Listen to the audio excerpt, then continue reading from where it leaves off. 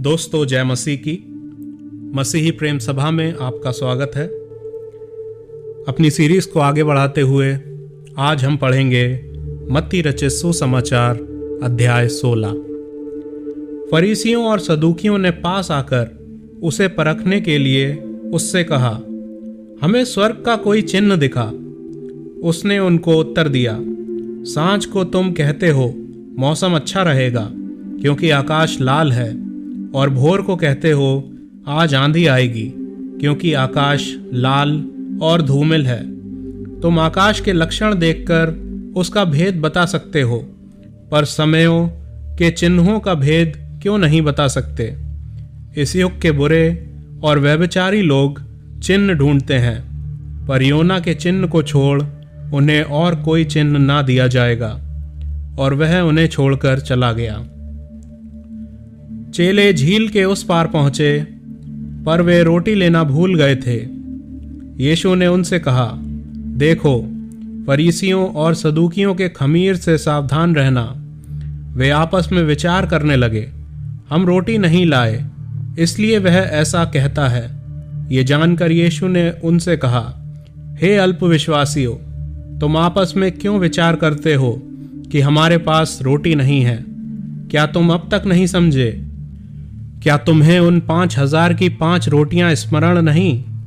और ना यह कि तुमने कितनी टोकरियां उठाई थीं? और ना उन 4,000 की 7 रोटियां? और ना यह कि तुमने कितने टोकरे उठाए थे? तुम क्यों नहीं समझते कि मैंने तुमसे रोटियों के विषय में नहीं कहा, परंतु यह कि तुम फरीसियों और सदूकियों के खमीर से सावधान रहना? तब उनकी समझ में आया कि उसने रोटी के खमीर से नहीं, पर फरीसियों और सदूकियों की शिक्षा से सावधान रहने को कहा था। यीशु कैसरिया फिलिप्पी के प्रदेश में आया और अपने चेलों से पूछने लगा, लोग मनुष्य के पुत्र को क्या कहते हैं? उन्होंने कहा, कुछ तो यूहन्ना बपतिस्मा देने वाला कहते हैं, और कुछ एलिया, और कुछ यिर्मयाह या भविष्यवक्ताओं में से कोई एक कहते हैं। उसने उनसे कहा, पर तुम मुझे क्या कहते हो?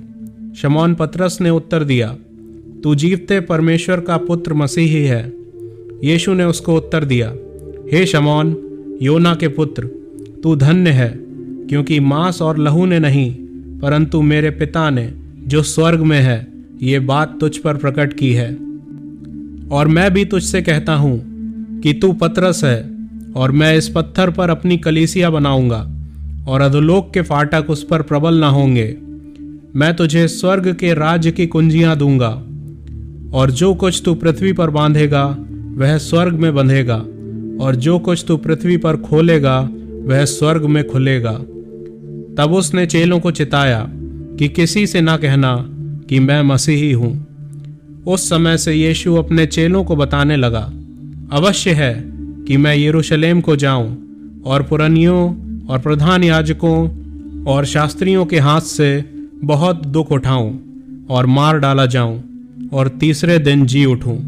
इस पर पतरस उसे अलग ले जाकर झिड़कने लगा, हे प्रभु, परमेश्वर ना करे, तेरे साथ ऐसा कभी ना होगा।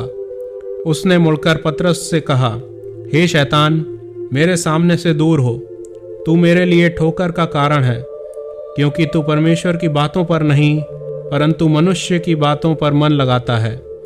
तब यीशु ने अपने चेलों से कहा, यदि कोई मेरे पीछे आना चाहे तो अपने आप का इनकार करे और अपना क्रूस उठाए और मेरे पीछे हो ले।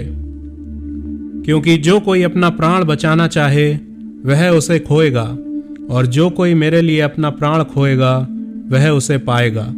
यदि मनुष्य सारे जगत को प्राप्त करे और अपने प्राण की हानि उठाए तो उसे क्या लाभ होगा?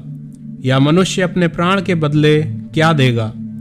मनुष्य का पुत्र अपने स्वर्गदूतों के साथ अपने पिता की महिमा में आएगा, और उस समय वह हर एक को उसके कामों के अनुसार प्रतिफल देगा। मैं तुमसे सच कहता हूं कि जो यहाँ खड़े हैं उनमें से कुछ ऐसे हैं कि वे जब तक मनुष्य के पुत्र को उसके राज्य में आते हुए ना देख लेंगे, तब तक मृत्यु का स्वाद कभी ना चखेंगे।